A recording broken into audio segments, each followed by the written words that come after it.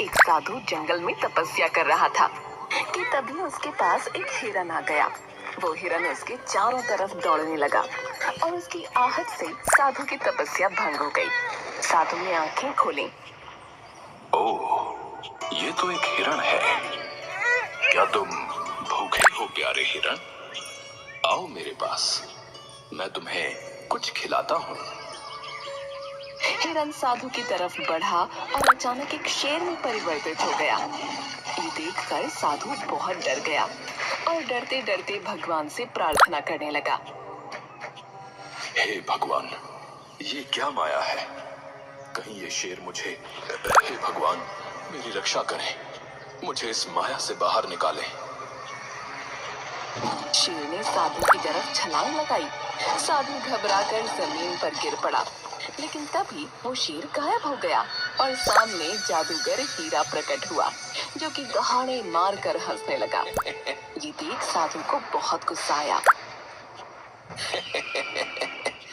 क्या हुआ बाबा, डर गए? लोग तो आपको बड़ा महान समझते हैं, पर आप तो बड़े डरपोक निकले। एक मामूली शेर से डर गए आप। अच्छा जादूगर, तो ये तू कर रहा था? तेरी इतनी हिम्मत कि तू मेरा अपमान करे, मेरे साथ छल करे। जा, मैं तुझे श्राप देता हूँ कि तेरा परिवार तुझे भूल जाएगा। तू अब से अकेला रहेगा और अकेला ही भटकेगा। यही तेरे छल की सजा है। अपना ये फालतू श्राप अपने पास ही रखो बाबा। मैं किसी श्राप वाप को नहीं मानता, और मेरा परिवार ऐसे कैसे मुझे भूल जाएगा। चलो, मैं तो चला। जादूगर ने साधु की बात को बिल्कुल गंभीरता से नहीं लिया और वो अपने घर पहुंचा, पर वहां सचमुच उसकी पत्नी और बेटी ने उसे नहीं पहचाना। ये देख जादूगर परेशान होता हुआ भगवान से बोला। हे भगवान, मेरी पत्नी तो मुझे सचमुच भूल गई और घर में भी घुसने नहीं दे रही। इसका मतलब उस साधु का श्राप सच हो गया है। मुझे ये सब सही करने उसके पास ही जाना पड़ेगा। जादूगर वापस उस साधु के पास जाकर उसके पैरों में गिर गया और उससे बहुत माफी मांगी। बहुत देर माफी मांगने के बाद साधु ने उससे कहा, मैं अपना श्राप तो वापस नहीं ले सकता, लेकिन श्राप को तोड़ने का एक तरीका बता सकता हूँ। तुमने मेरे साथ छल किया था, तो छल के विपरीत अब तुम्हें एक ऐसा व्यक्ति ढूंढना होगा जो इस राज्य में सबसे ज्यादा ईमानदार हो।